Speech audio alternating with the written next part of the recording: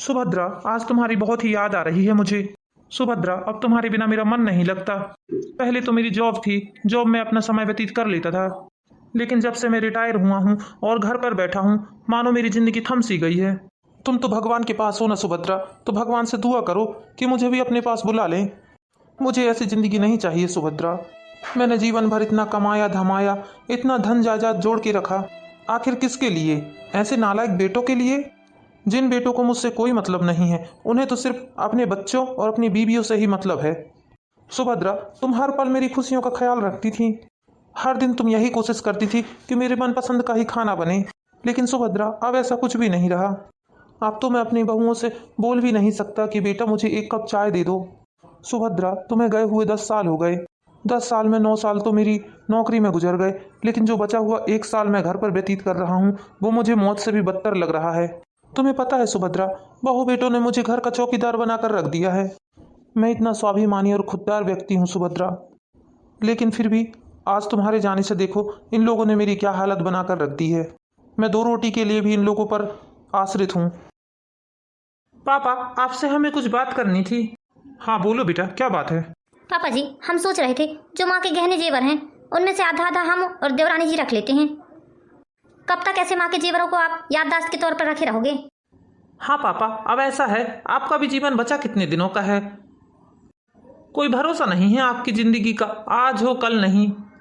इसलिए पापा मैं बोल रहा हूँ, अब आप उन जेवरों को आधा आधा हिस्सा करके बांट दीजिए। देखिए पापा जी, बैंक के लाकर में आपने जेवर को रख के रखा है, वो जेवर डबल तो नहीं हो रहे हैं ना। लेकिन ऐसा है पापा जी, आप उन जेवरों को हम दोनों देवरानी जिठानी को दे देंगे तो हम उन जेवरों को बदल कर नया जेवर खरीद लेंगे। क्या सोच रहे हैं पापा, बताइए ना, कब जा रहे हैं आप बैंक? कम से कम 20 तोला से ऊपर सोना है वो। बेटा, लेकिन पूरा जेवर मैं तुम्हें क्यों दूंगा, ये बताओ। अरे हमें नहीं देंगे तो और किसे देंगे पापा आप जेवर? आखिर आपकी धन जायदाद में हमारा ही तो हक है ना। 2 ही तो वारिस हैं आपके, तीसरा तो और कोई नहीं है। फिर आप ऐसी बातें क्यों कर रहे हैं? ठीक है बेटा, देखता हूँ मैं। ठीक है पापा जी, जल्दी कर दीजिए, कहीं ऐसा ना हो कि सारे जेवर बैंक के लाकर में ही रखे रह जाएं। पापा, नीतू सही बोल रही है, कल आप बैंक जाकर लाकर से सारे जेवर निकलवा कर ला लीजिए। ठीक है बेटा, जाता हूँ मैं।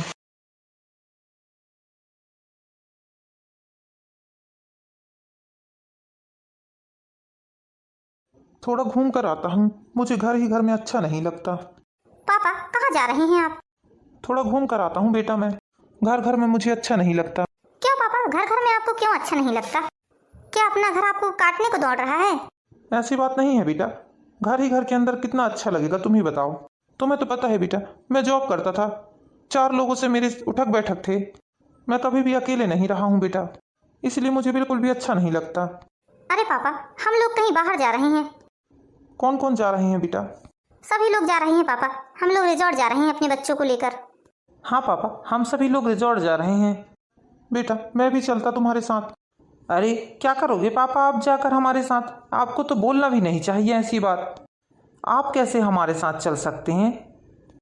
बुजुर्ग आदमी आप, गिर पड़ गए तो और हमारी आफत हो जाएगी। बेटा, मुझे घर खाने को दौड़ता है, तुम लोग मुझे कहीं जाने भी नहीं देते, घर के बाहर भी नहीं बैठने देते। ऐसे में मैं कैसा रहूँगा बताओ? बड़े भैया, लगता है पापा जी को हमारी होड़ लग रही है। नहीं नहीं बेटा, मैं तुम लोगों की होड़ नहीं कर रहा हूँ। क्या हुआ पापा, क्या आपके कारण हम लोग कहीं जा भी नहीं सकते? अरे नहीं नहीं बेटा, मैंने तुम्हें कब मना किया है जाने के लिए? चलिए ना मम्मा पापा। पापा, हम लोगों ने आपका दोनों टाइम का खाना बनाकर रख दिया है। वो क्या है, हमें आने में लेट हो जाएगा और वहाँ से आने के बाद हम लोग खाना नहीं बना सकते, इसलिए डाइनिंग टेबल पर आपका खाना लगा हुआ है, आप खा लेना। हाँ बेटा ठीक है। एक बात और पापा, हम घर को बाहर से लॉक करके जा रहे हैं। लेकिन क्यों बेटा, तुम घर को बाहर से क्यों लॉक करके जा रहे हो? अरे पापा क्या दिक्कत है, आप बढ़िया घर के अंदर रहिए, खाइए पिइए, बढ़िया टीवी देखिए। वैसे भी आपकी बहुओं ने दोनों टाइम का खाना बना ही दिया है आपके लिए।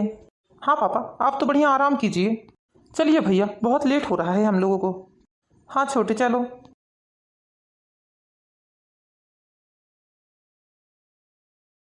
पापा, घर को साफ सुथरा रखिएगा, सूना घर समझकर अपना राज मत करिएगा घर पर। हे भगवान, ये कैसी जिल्लत भरी जिंदगी दे रहे हो आप मुझे। ना जाने कौन से कर्मों की सजा भुगत रहा हूं मैं। ये मेरा फोन बज रहा है, किसका फोन आ गया मेरे मोबाइल पे? ये नए नंबर से किसका फोन आ रहा है मेरे मोबाइल में? हेलो, हाँ सुरेंद्र, मैं बोल रहा हूँ। कौन? मैं पहचाना नहीं आपको। अरे मैं राजेंद्र बोल रहा हूँ, तुम्हारा दोस्त। इतनी जल्दी भूल गए क्या? अभी तो हम लोगों को रिटायर हुए 1 ही साल हुआ है। अरे राजेंद्र, तुम 1 साल बाद तुम्हें मेरी याद आ रही है राजेंद्र? नहीं यार सुरेश, ऐसी बात नहीं है। मैंने तुम्हें कितने बार फ़ोन ट्राई किया है, लेकिन तुम्हारा फ़ोन ही नहीं लगता। और सिर्फ मैंने अकेले नहीं, हमारे फ्रेंड सर्कल के सभी लोगों ने तुम्हें फ़ोन ट्राई किया है, लेकिन एक भी बार तुम्हारा फ़ोन नहीं लगा। अच्छा। हाँ सुरेश, लेकिन ये सब बातें छोड़ो, मैंने तुम्हें काम से फ़ोन लगाया है। वैसे किस काम से फ़ोन लगाया है तुमने मुझे? सुरेश, बात यह है कि कल हम लोग अमरनाथ यात्रा पर जा रहे हैं और इस बार तुम्हें हमारे साथ चलना ही होगा। पिछले 2 बार से तो तुम बहाना करते आ रहे हो। पिछली 2 बार से? मैंने तुम्हें कब मना किया पिछली 2 बार? मेरी तो तुमसे कोई भी बात नहीं हुई इस बारे में। 6 महीने पहले जब मैंने तुम्हारे नंबर पर फ़ोन लगाया और तुम्हें फ़ोन नहीं लगा, तो तुम्हारे बेटे को फ़ोन लगाया मैंने। तब मैंने उसको बोला कि बेटा हम लोग केदारनाथ यात्रा पर जा रहे हैं, अपने पापा को भेज दो। तो उसने बोला नहीं नहीं अंकल, पापा नहीं जा सकते, उनका स्वास्थ्य ठीक नहीं है अभी। उसके बाद 3 महीने पहले भी मैंने तुम्हारे बेटे को फ़ोन लगाकर बात की कि तुम्हें पहुंचा दे हमारे साथ। हम लोग बद्री विशाल जा रहे थे उस बार, लेकिन उस टाइम पे भी तुम्हारे बेटे ने बोला कि तुम्हारा मन नहीं है जाने का, इसलिए हमने भी कुछ नहीं बोला। लेकिन इस बार तुम्हारी एक भी नहीं चलेगी सुरेश। इस बार तुम्हें हमारे साथ अमरनाथ यात्रा में चलना ही पड़ेगा। हाँ हाँ राजेंद्र, जरूर चलूंगा मैं तुम्हारे साथ। बताओ कब चलना है? वैसे ये बताओ कि तुम्हें हुआ क्या था इतने दिनों से? तुम्हारा स्वास्थ्य क्यों खराब था? अरे नहीं नहीं, मुझे कुछ नहीं हुआ है, अब मैं बिल्कुल ठीक हूँ। तुम ये बताओ कि कब चलना है हमें? कल ही सुबह 7 बजे की ट्रेन है हमारी, तो तुम हमें स्टेशन पर मिलना सुबह। हाँ ठीक है यार। ठीक है, तो तैयारियां शुरू कर दो, फ़ोन रखता हूँ मैं। ठीक है राजेंद्र। ये क्या बता रहा है राजेंद्र मुझे? मेरे बड़े बेटे यानी अभय ने ऐसा बोला उससे? उसने क्यों झूठ बोला राजेंद्र से कि मैं तीर्थ यात्रा पर नहीं जाना चाहता और मेरी तबीयत खराब है? अभय ने तो एक भी बार मुझे राजेंद्र की बात नहीं बताई। मतलब बच्चे चाहते नहीं है कि मैं कहीं जाऊँ आऊँ, वो सिर्फ मुझे घर का चौकीदार बनाकर रखना चाहते हैं। और मेरे दोस्तों का फ़ोन मेरे नंबर पर क्यों नहीं लगता? क्या कारण है? अपने मोबाइल को चेक करता हूँ जरा। ये क्या? मेरे सारे दोस्तों के नंबर ब्लैक लिस्ट में क्यों डले हैं? किसने डाला? अब समझ गया, ये सब मेरे बेटे बहू की सोची समझी चाल है। मैं क्यों ना जाऊं कहीं बाहर? सिर्फ इन लोगों का चौकीदार बनकर क्यों रहूं मैं? कोई इन लोगों का नौकर नहीं हूं। ये लोग समझते क्या है मुझे? सारा परिवार घूमने चला गया, लेकिन मुझसे किसी ने पूछा तक नहीं, और मेरे बोलने पर भी उल्टा मुझे ही 2 बात सुना दिया। मैं तो जाऊंगा, किसी के पैसे में नहीं, मेरे कमाए हुए पैसे जो मेरे पास है मैं उनमें घूमने जाऊंगा। और मेरा इतना बैंक बैलेंस है कि मैं जिंदगी भर भी घूमूंगा तो मुझे किसी के पैसों की जरूरत नहीं पड़ेगी, ना ही किसी चीज़ के लिए मोहताज रहूंगा कभी। मैं अभी ही पैकिंग कर लूंगा। जिन बेटे और बहू की खुशी हमेशा चाहता हूं मैं, वही बेटा बहू मेरी खुशी नहीं देखना चाहते, उन्हें मेरी खुशी बर्दाश्त नहीं है। सबसे पहले तो खाना खा लेता हूँ, फिर जाकर अपनी पैकिंग करूंगा। ये क्या? पूरे दिन के लिए मात्र 4 रोटी बनाकर रखी है मेरी बहू ने। सुबह के 9 बजे हैं अभी, और ये रोटियां मुझे रात के 9 बजे तक चलाना है। देख रही हो सुभद्रा तुम्हारे बहू बेटों के हाल। खाने को तक मोहताज कर दिया है तुम्हारे बहू बेटों ने। लेकिन अब मैं उन्हें बताऊंगा अपना असली रूप। बहुत हुआ सुभद्रा, 1 साल से बहुत बर्दाश्त कर रहा हूं मैं इन लोगों को। सुभद्रा, मैंने कभी नहीं सोचा था कि हमारे बच्चे ऐसे निकलेंगे। जिन बच्चों को पढ़ाने लिखाने के लिए मैं दिन रात मेहनत करता रहा और कमा कमा कर उन्हें पढ़ाया लिखाया, उनकी हर एक ज़रूरतों को मैंने पूरा किया। यहाँ हमारे बेटों के बोलते देर नहीं होती थी और उनके हाथ में चीज़ें हाजिर हो जाती थीं। लेकिन आज देखो, वही बेटे मुझे एक एक रोटी के लिए तरस रहे हैं। आज तो मेरे हाथ पैर चल रहे हैं सुभद्रा, तो मेरा ये हाल है। यदि कल को मैं सच में बीमार पड़ गया और बिस्तर में पड़ जाऊंगा, तभी लोग मेरे साथ क्या करेंगे? इसलिए मुझे अपने जीवन के लिए कड़ा कदम उठाना ही पड़ेगा। यदि ऐसे ही बेटों के मुंह में पड़ा रहा मैं, तो मेरा जीवन नरक से बदतर हो जाएगा। मुझे अपने लिए, अपने जीवन के लिए कुछ ना कुछ कड़ा कदम उठाना ही पड़ेगा। वो तो अच्छा है कि वसीयत मैंने अभी किसी के नाम नहीं की है। मैंने अपने बाप होने का फ़र्ज बहुत अच्छे से निभाया है, लेकिन मेरे बच्चों ने 1% भी अपने बच्चे होने का फ़र्ज नहीं निभाया। लेकिन अब बहुत हुआ, अब मैं उन्हें उनकी गलती का एहसास दिलाकर ही रहूँगा। क्योंकि यदि मैं ऐसे ही चुप रहा और उनकी सारी बातें मानता रहा, तो ये लोग मेरी सारी धन संपत्ति हड़प कर मुझे गली का कुत्ता बना देंगे। अब चलकर अपनी पैकिंग कर लेता हूँ पहले, और देखता हूँ मुझे इस बार जाने से कौन रोकता है। मेरी सारी पैकिंग तो हो गई, कुछ नगद पैसे रख लेता हूँ, बाकी ATM तो है ही मेरे पास। सुभद्रा, अब मुझे माफ़ कर देना, मैं ये सब नहीं बर्दाश्त कर सकता। जब मेरे बच्चे मुझे नहीं समझ सकते तो मैं उन्हें क्यों समझूं? मैंने कभी नहीं सोचा था कि मैं अपने बच्चों के साथ ऐसा करूँगा। वो तो अच्छा है कि अभी भी वसीयत बच्चों के नाम पर नहीं हुई है, प्रोसेस चल ही रही है। मैं अभी वकील को फ़ोन करके मना कर देता हूँ। हेलो वकील साहब, मेरी वसीयत को अभी आप मेरे ही नाम पर रहने दीजिए। अभी बदलने की ज़रूरत नहीं है, जब बदलना होगा मैं आपको खुद ही फ़ोन करूँगा। ठीक है, मैं फ़ोन रखता हूँ। सुबह के 6 बज गए हैं, अब स्टेशन के लिए निकलता हूँ मैं। पहुँचते पहुँचते तो मुझे भी टाइम हो जाएगा। अरे पापा, आप इतनी सुबह सुबह कहाँ जा रहे हैं? वो बेटा, मैं अमरनाथ की यात्रा में जा रहा हूँ 8-15 दिनों के लिए। क्यों पापा, क्या जरूरत आन पड़ी आपको अमरनाथ यात्रा करने की? अरे दीदी, इतने सुबह सुबह क्यों हल्ला कर रही हैं आप? देखो, हमारे ससुर जी अमरनाथ यात्रा पर जा रहे हैं। अरे लेकिन अचानक से क्यों पापा? आपने हमें बताना भी जरूरी नहीं समझा? हाँ, नहीं बताना जरूरी समझा बेटा मैंने तुम लोगों को। बहू हो तो बहू ही बनकर रहो। लेकिन पापा, आप इस तरह अचानक से क्यों जा रहे हैं? लेकिन पापा, आप अचानक से इस तरह क्यों जा रहे हैं? आपको पता है ना, अभी 2 दिन बाद हम लोगों को इंदौर जाना है। बच्चों की देखभाल कौन करेगा? ओ हो, बच्चे तुम्हारे हैं बेटा, तो तुम उनकी देखभाल करो। मेरा भी अपना जीवन है। मैं तुम्हारे घर का कोई चौकीदार या नौकर नहीं हूँ जो तुम्हारे घर की देखभाल करता रहूँगा। मैंने अपने बेटों की शादी कर दिया है और मैं अब फ्री हो गया हूँ। मैं चाहे जहाँ भी जाऊँ, तुम्हें उससे क्या करना है? मैं अपने पैसों में घूम रहा हूँ, तुम्हें बोलने का कोई अधिकार नहीं है इसमें। अरे पापा, इस उम्र में आपका बाहर जाना उचित नहीं है। कहीं गिर गए पड़ गए, हाथ पैर टूट जाएंगे आपके, फिर आपकी सेवा कौन करेगा? बेटा, तुम्हें मेरी इतनी फिक्र करने की जरूरत नहीं है। मुझे पता है तुम्हें मेरी कितनी चिंता है। ऐसा है बेटा, तुम अपना देखो और मैं चल रहा हूँ, मुझे लेट हो रहा है। बड़े मेरी फिक्र करने वाले हो तुम लोग। मुझे तीरथ से आने दो, फिर सारी बातें करती हैं। दीदी, कल तक तो पापा जी भीगी बिल्ली बने हुए थे और आज अचानक से शेर कैसे बन गए? आज तक उन्होंने इस तरह से बात नहीं की हम लोगों से। वही तो सिखा, एक ही दिन में पापा को क्या हो गया है? दीदी, मैं इन्हें जगा कर सबसे पहले यही बात बताती हूँ। हाँ, मैं भी तुम्हारे भैया को सारी बात बताती हूँ जाकर। आ गए पापा आप? हाँ बेटा, आ गया मैं। ये क्या पापा, आपने जाने से पहले एक बार भी हम लोगों से पूछना जरूरी नहीं समझा? जरूरी? किससे पूछना जरूरी नहीं समझा बेटा? तुम लोगों से? मैं तुम्हारा बाप हूं बेटा। पूछना तो तुम लोगों को चाहिए बेटा मुझसे, कहीं भी जाने से पहले। तुम लोगों ने पूछा क्या मुझसे कभी? पापा, शायद आप भूल रहे हैं, अब आप हमारे ऊपर आश्रित हैं। हम लोगों के भरोसे आपको रहना पड़ेगा, हम जो बोलेंगे आपको वो करना पड़ेगा। अच्छा, तुम लोगों के हिसाब से मुझे चलना पड़ेगा। तुम लोग हो कौन? मुझे यही बात समझ में नहीं आ रही है। ये कैसी बातें कर रहे हैं पापा आप? हम आपके बेटे हैं। शायद बुढ़ापे में आप अपनी याददाश्त खो बैठे हैं। नहीं बेटा, मुझे तो बहुत अच्छे से याद है कि तुम लोग मेरे बच्चे हो, लेकिन तुम लोग ये भूल गए हो कि मैं तुम्हारा बाप हूँ। और तुमने ये कैसे बोल दिया कि मैं तुम्हारे ऊपर आश्रित हूँ? आश्रित तो तुम लोग मेरे ऊपर हो। अच्छा पापा, हम आपके ऊपर कैसे आश्रित हुए? बेटा, ये जो घर है ना, ये घर मेरे नाम पे है। शायद पापा आप ये भूल रहे हैं कि आपने थोड़े दिन पहले ही वसीयत में हम दोनों भाइयों के नाम पर ये घर कर दिया है।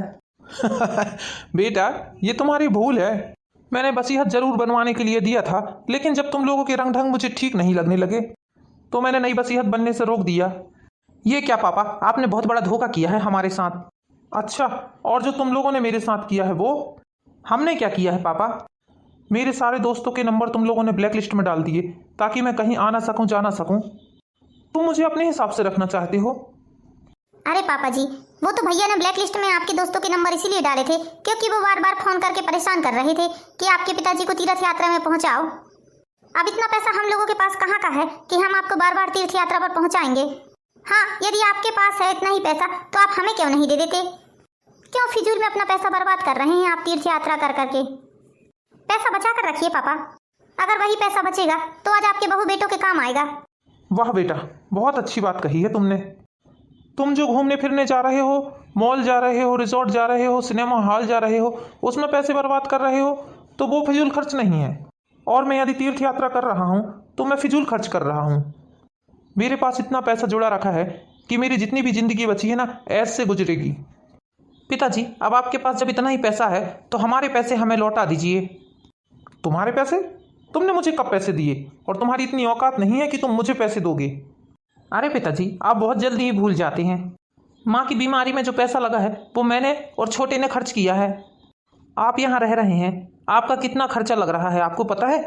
नहाने से लेके, खाने से लेके, पहनने ओढ़ने तक का पूरा खर्चा हम लोग उठा रहे हैं, तो उन सब का हिसाब कौन करेगा? वाह बेटा, अब तुम अपनी मरी हुई माँ का हिसाब मुझे बता रहे हो। तुम जैसी औलाद से तो भगवान मुझे औलाद ही ना देता, तो कम से कम इस बात का मुझे अफसोस नहीं होता कि मेरे बेटे इस तरह की घटिया सोच वाले हैं। जब तुम पैसों की बात कर ही रहे हो तो अब मुझसे भी सुन लो जरा। तुम्हारे पैदा होने से लेकर तुम्हारी जॉब तक जितना भी पैसा लगा है उसका हिसाब तुम करो और सारा पैसा मुझे दो। तुम्हारी शादी, तुम्हारी पढ़ाई लिखाई, सारी चीज़ों में मेरा पैसा लगा है, मेरा। अच्छा पिताजी, तो आप अपने बच्चों को पालने पोसने का पैसा ले रहे हो? बेटा, मैंने तो ये बात की नहीं थी, बात तुमने निकाली है पैसे की, इसलिए पैसे तुम मुझे उल्टा दोगे। और अभी इसी वक्त तुम दोनों भाई मेरे घर से अपना डेरा डंगर बांधकर किराए के मकान पर जाके रहो। अरे पापा, ये कैसी बातें कर रहे हैं आप? मैं बिल्कुल सही बोल रहा हूँ बहू। मुझे अफसोस हो रहा है कि जो काम मैं आज कर रहा हूँ, शायद वो काम पहले ही कर दिया होता तो आज ये हाल नहीं होते। मात्र 1 घंटे का समय दे रहा हूँ मैं तुम्हें। इस 1 घंटे के समय में तुम अपना डेरा डंगर बांध लो। 1 घंटे से यदि 1 मिनट भी ज़्यादा हुआ तो मैं कानून की सहायता लूंगा इस चीज़ के लिए। चलो हटो अब मेरे रास्ते से, मुझे आराम करने दो, मैं थक गया हूँ। बहू, मेरे रास्ते में क्या खड़ी हो? रास्ता दो मुझे। ध्यान रखना, 1 घंटे हैं तुम्हारे पास। दीदी, अब हम क्या करेंगे, कहाँ जाएंगे? अरे तुम लोग चिंता मत करो, मैं अभी वकील साहब को बुलवाता हूँ। हेलो वकील साहब, आप जल्दी से घर आ जाइए। तुम लोग दोनों चिंता मत करो, वकील साहब आ ही रहे हैं बस। वकील साहब अभी तक क्यों नहीं आए? समय भी निकला जा रहा है। आधा घंटा पहले फ़ोन लगाया था मैंने वकील साहब को। आइए आइए वकील साहब, आपकी कब से रास्ता देख रहा हूँ मैं। हाँ, हम तो आ ही रहे थे, लेकिन आपके कहने पर नहीं, आपके पापा के कहने पर। फ़ोन मैंने आपको किया था वकील साहब, पापा ने नहीं किया था। बेटा, आपके फ़ोन से पहले आपके पापा ने मुझे फ़ोन कर दिया था घर पर आने के लिए। अच्छा ठीक है, बैठिए। अरे आइए वकील साहब। माफ़ करिए बाबूजी, मुझे थोड़ा लेट हो गया है आने में। अरे कोई बात नहीं, बैठिए आप। माफ़ कीजिए बाबूजी, लेकिन इस तरह अचानक से आपने मुझे क्यों बुलाया है? वो वकील साहब, मैं अपने दोनों बेटों को अपनी वसीयत से बेदखल कर रहा हूँ। लेकिन अभी कुछ दिनों पहले ही तो आप मुझसे बोल रहे थे कि वसीयत में दोनों बेटों का नाम चढ़ाना है। बोला था, लेकिन अब नहीं। अब मैं अपनी वसीयत बदल रहा हूँ। बाबूजी, आप ऐसा नहीं कर सकते, हमारे साथ आप अन्याय कर रहे हैं। वकील साहब, अब आप इसको बता दो कि मेरी धन जायदाद है, मैं कुछ भी कर सकता हूँ, कहीं भी दान दे सकता हूँ मैं अपनी धन जायदाद का। मेरी मर्जी है, मैं चाहे किसी को दूँ या ना दूँ, कोई मुझे इस पर दबाव नहीं बना सकता। हाँ हाँ ऋतिक बेटा, तुम्हारे बाबूजी बिल्कुल सही बोल रहे हैं। बाबूजी, लेकिन आप ऐसा क्यों कर रहे हैं? हम कहाँ जाएंगे, आप ही बताइए। मुझे इससे कोई मतलब नहीं है बेटा, इतनी बड़ी दुनिया है, तुम कहीं भी जाकर रह सकते हो। पापा प्लीज़ आप ऐसा मत कीजिए, हमें माफ़ कर दीजिए, हमसे जो भी गलती हुई है। पापा, हमें अपनी गलती का एहसास हो गया है, हमने आपके साथ बहुत बुरा व्यवहार किया है। प्लीज़ पापा, हमें माफ़ कर दीजिए, आइंदा से ऐसी गलती नहीं होगी। हाँ पापा, ये बिल्कुल सही बोल रहे हैं, हमने आपके साथ बहुत बुरा व्यवहार किया है, उसके लिए हम बहुत शर्मिंदा हैं। लेकिन प्लीज़ आप हमें इस घर से मत निकालिए, हम लोग कहाँ जाएंगे? हाँ हाँ पापा, हमें इस घर से मत निकालिए, हमारे ऊपर इतनी दया कीजिए आप। हाँ पापा, प्लीज़ माफ़ कर दीजिए, हम आपको कभी समझ ही नहीं सके। ठीक है, यदि तुम इतना गिड़गिड़ा ही रहे हो तो मैं अपनी वसीयत के बारे में थोड़ा सोच लेता हूँ। वकील साहब, आप मेरी वसीयत में लिखिए, मेरे जीते जी जो मेरी पूरी सेवा करेगा और मेरी जो अच्छे से देखभाल करेगा उसको मेरी आधी प्रॉपर्टी दी जाएगी, और जो बची फिर मेरी आधी जायदाद वो मेरे मरने के बाद मेरे दोनों बेटों के नाम बराबर बराबर की जाएगी। अरे पापा, ये तो अन्याय हुआ, आप ऐसा क्यों कर रहे हैं? आप इन पर कोई भी प्रकार का दबाव नहीं डाल सकते, सारी प्रॉपर्टी इनकी है, इसलिए इनकी मर्जी है ये किसको देना चाहते हैं किसको नहीं। अब आप दोनों का कोई भी अधिकार नहीं है इस बारे में बोलने का। तो ठीक है, बाबूजी की सेवा मैं करूँगा। हाँ हाँ बाबूजी, आपकी हर खुशी का ख्याल मैं बहुत अच्छे से रखूंगी। नहीं नहीं भैया, मुझे बहुत अच्छे से पता है कि बाबूजी का ख्याल मैं बहुत अच्छे से रख पाऊंगा। आप तो वैसे भी बहुत बिजी रहते हैं, आपसे नहीं हो पाएगा बाबूजी की देखभाल करना। हाँ हाँ जी, आप एकदम सही बोल रहे हैं, बड़े भैया और दीदी कहाँ बाबूजी की देखभाल कर पाएंगे। आपको पता है ना बाबूजी, किस तरह से बड़ी दीदी आपसे बात करती हैं, आपको तो बड़ी दीदी कुछ भी नहीं समझती। ऐसा है राधिका, थोड़ा हिसाब से बात करो, तुम मुझसे छोटी हो, मैं इस घर की बड़ी बहू हूँ, इसलिए मेरा पूरा अधिकार है कि मैं अपने बाबूजी की देखभाल अच्छे से करूँ। हाँ हाँ दीदी, मैं बहुत अच्छे से जानती हूँ आपने अपने बड़े होने का कितना फर्ज निभाया है। राधिका, तुम छोटी हो, तुम्हें अभी उतनी समझ नहीं है, हम बड़े हैं, हमें नॉलेज ज़्यादा है, इसलिए हम अपने बाबूजी की बहुत अच्छे से सेवा कर सकते हैं। और वैसे भी तुम्हारे बच्चे छोटे हैं, तुम बाबूजी की सेवा करोगी कि अपने बच्चों को संभालोगी? आधी जायदाद की बात आ गई दीदी, इसलिए अब बाबूजी की सेवा करने के लिए मरी जा रही हैं। नहीं तो एक दिन वही था कि आप एक गिलास पानी के लिए बाबूजी को पूछती नहीं थी। हाँ हाँ, तुमने बड़ा पूछ लिया बाबूजी को, जैसे एक गिलास पानी के लिए। पैसों के लिए तो तुम भी मरी जा रही हो ना। बाबूजी, हमें एक मौका देकर देखिए। यदि हमारी सेवा में कोई कमी रह जाए तो आप बिल्कुल हमें घर से बाहर निकाल दीजिएगा। बाबूजी, इनका रोना धोना देखकर आप पिघलिएगा मत। पहला मौका तो हम लोगों को ही मिलना चाहिए बाबूजी, क्योंकि मैं इस घर की बड़ी बहू हूँ। हाँ बाबूजी, आपकी बहू एकदम सही बोल रही है। ठीक है, मैं देखता हूँ तुम लोगों को, तुम लोग मेरी कितनी सेवा कर पाते हो। यदि मेरी सेवा में थोड़ी बहुत भी चूक हुई तो मैं अपनी सेवा का मौका अपने छोटे बहू बेटा को दे दूंगा। बाबूजी, आपका बहुत बड़ा एहसान है जो आपने अपनी सेवा का अवसर हमें प्रदान किया है। हाँ हाँ बाबूजी, हम पूरे दिल से आपकी सेवा करेंगे, तन मन धन सब लगा देंगे आपके ऊपर, कोई भी शिकायत का मौका नहीं देंगे बाबूजी। जाओ सुनीता, जल्दी से बाबूजी के मनपसंद व्यंजन बनाना शुरू कर दो। मैं बता देता हूँ तुम्हें, बाबूजी की सेवा में किसी भी प्रकार की कमी नहीं रहनी चाहिए। हाँ जी बिल्कुल, मैं बाबूजी की सेवा में किसी प्रकार की भी कमी नहीं रहने दूंगी। ठीक है, तो जल्दी जाओ। तो देखा दोस्तों आपने धन के लोभी बच्चों को, किस तरह से प्रॉपर्टी के लालच में मेरे बहू बेटों ने मेरी सेवा करने का जिम्मा उठा लिया। तो दोस्तों, इसी प्रकार की मोरल स्टोरीज देखने के लिए हमारे चैनल परियन ब्लॉग को लाइक कीजिए, सब्सक्राइब कीजिए। Thank you for watching my video. दोस्तों, मिलते हैं नेक्स्ट वीडियो में, जब तक के लिए बाय बाय।